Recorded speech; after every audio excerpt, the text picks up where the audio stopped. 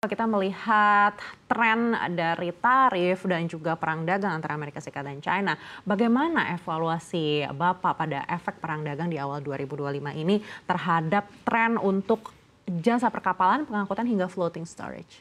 Ya, kalau kami lihat sih sebetulnya perang dagang itu bukan sesuatu yang baru. Karena sebetulnya kan Presiden Trump sudah mulai dari tahun 2018 itu sampai 2020 dan juga dilanjutkan sebetulnya policies yang dari Trump dengan Biden.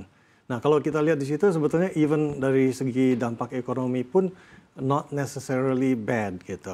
Karena kalau sekarang kan yang sangat ditakuti adalah dengan ada perang dagang ini dan tarif yang ditingkatkan, itu ekonomi dunia akan melemah. Tetapi kalau dilihat faktanya sebetulnya antara 2018 sampai 2020 pun economic growth tetap stabil di sekitar 3%.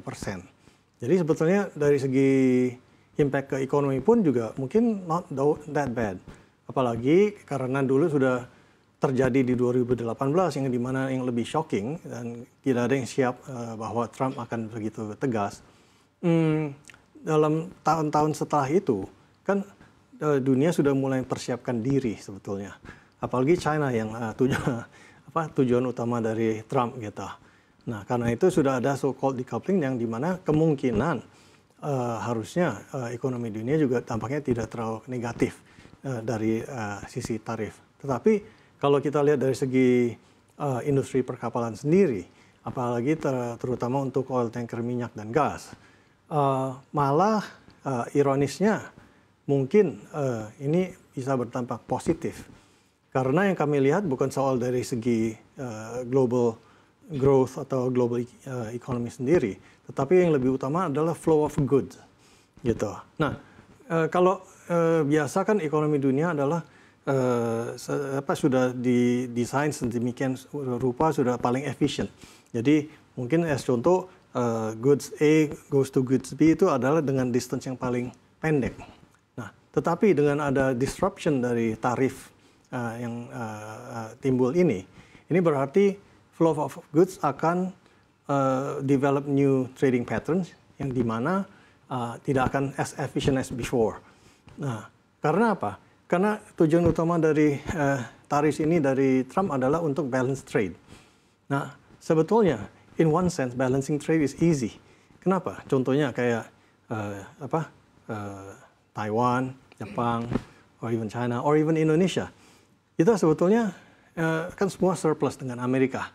Tetapi kalau dari segi energi, semua kita minus sebetulnya.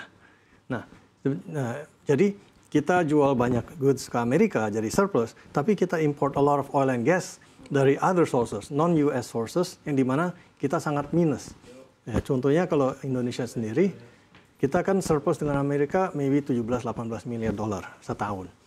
Nah, kita import minyak dan gas itu lebih dari 20 miliar.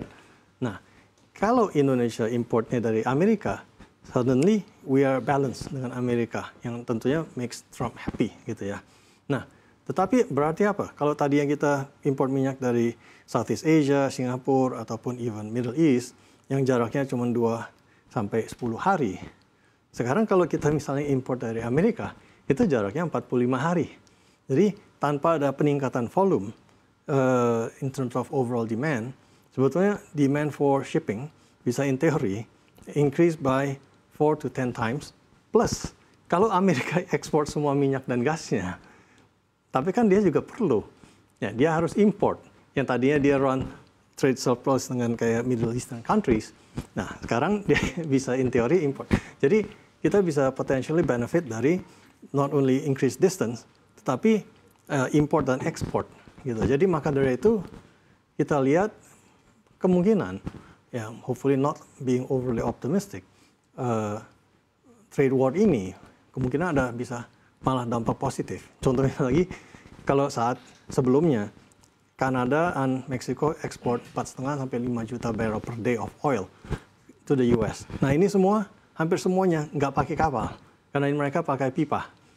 Tapi sekarang kena tarif 10-25%, ya mana mau mereka jual ke Amerika. Berarti a big chunk of this bakal naik kapal. Nah, naik kapal pun akan jaraknya cukup jauh.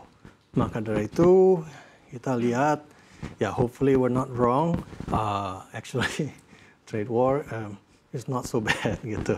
Baik, tapi apakah artinya ini sudah terlihat juga dari kinerja perusahaan? Kita sudah mulai kelihatan karena kita lihat tarif sewa. Contohnya lagi tadi, contoh dari 2018 yang mana trade war baru mulai sampai akhir 2020, apa itu namanya tarif sewa oil tanker malah meningkat 140%. Nah, sekarang pun juga kita lihat tarif sewa oil tanker itu sangat healthy. Tetapi yang kita rasa bahwa ini belum fully reflecting the potential impact of the trade war ataupun dari peningkatan produksi OPEC Plus lagi. Karena ini kan semua baru. Contohnya trade war masih di suspend for 90 days gitu. Jadi mungkin nanti itu lebih ada dampak nanti mungkin in July or something after that. Nah, coincidentally, increase in oil production ini pun juga belum terlalu terasa di oil tanker market. Karena apa? Karena ini increase in production coincides with demand untuk minyak di Middle Eastern countries meningkat sangat tinggi karena musim panas. Tapi setelah Agustus musim panas sudah selesai. Ini yang baru mulai masuk ke pasar ekspor dan ke oil tanker market. Maka dari itu walaupun rate pun yang sekarang masih healthy, kami merasa ada potensi bisa meningkat lagi after July or August. Tapi again, it all depends on Trump.